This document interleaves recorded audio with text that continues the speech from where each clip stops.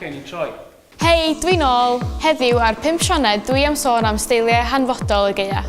O gotia moethus i jumpers gwe a sgarffiau. Yn hymor y Gaeaf, mae cot neu siaced gynnas yn eitema sy'n cael ei gwisgo'n ddyddiol.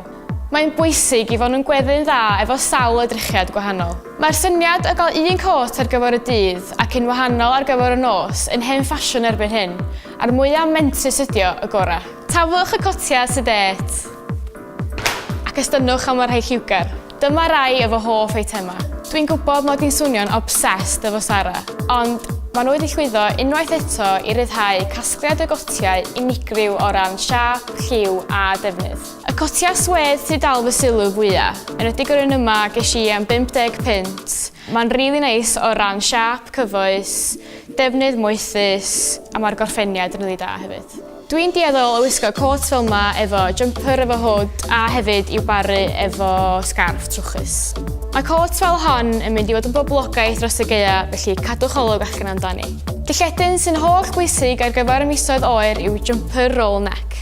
Mae'r edrychiad yma i weld yn y siopa yn flynyddol. Dyma rai dwi wedi ddewis o Topshop a Zara. Mae nhw ar gael mewn amryw o liwiau a mae'r pris yn amrywio hefyd. Mae'n sicr yn werth buddsoddi mewn un sy'n am bara o blynyddoedd. Dyma fy ffefryn o COS, dillledyn o ansawdd uchel sy'n gorffwys yn dda ar y corff ac yn werth bob un ceiniog o'r 59 punt. Dillledyn perffaith os ydych chi mewn brys yn y bora a methu dewis fe wisgo. Cynnas ymarferol ac sy'n gweddu'n dda efo jeans, trowsus llac neu sgert. Ewch i mewn le efo'r dillledyn yma.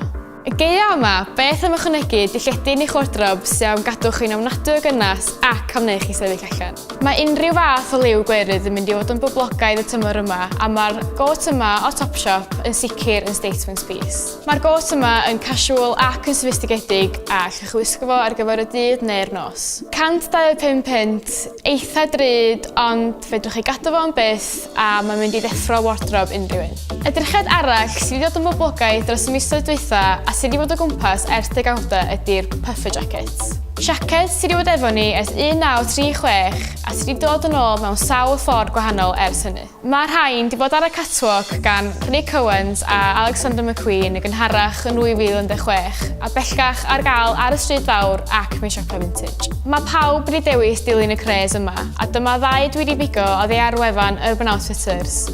96 punt yr un, eitha drud i feddwl fod hein yn gallu mynd allan y ffasiwn reit sydyn. Mae'r puffer jackets basically fel gwisgo sach gysgu, ond byddwch yn ofalus i beidio edrych fel y Michelin Man.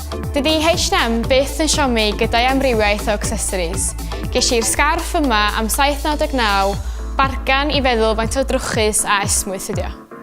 Mod wedi sôn lot am ddarganfod steiliau newydd a dawr, mae hefyd yn bwysig i gofio am y darnau syml yma sy'n mynd i roi y gorffeniad perffaith i'ch edrychiad y Gaeaf yma. Cliciwch ar y links o dan y fideo i weld y mwrdd Pinterest sy'n llawn syniadau gaeafol. A chofiwch clicio ar y links i weld ble mae modd prynu'r dillad dwi wedi sôn amdano.